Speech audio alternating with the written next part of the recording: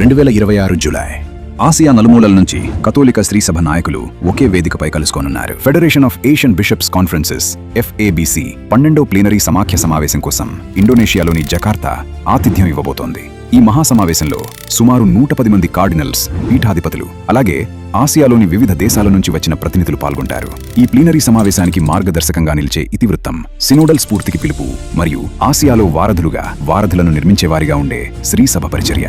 ఈ సందేశానికి పవిత్ర గ్రంథంలోని క్రీస్తు ప్రభువు మాటలే స్ఫూర్తి. నీవు ఇంకా గొప్ప సంగతులను చూస్తావు. యోహాను 1:50. ఈ FABC ప్లీనరీ సమావేశం సినోడల్ స్ఫూర్తితో కూడిన పరివర్తనను ఆలింగనం చేసుకుంటూ ఆసియాలోని విభిన్న సంస్కృతులు, ప్రజలు, సమాజాలు మరియు మతాల మధ్య సంభాషణకు, సౌభ్రాతృత్వానికి మరియు వారధుల నిర్మాణానికి కొత్త దిశను చూపనుంది.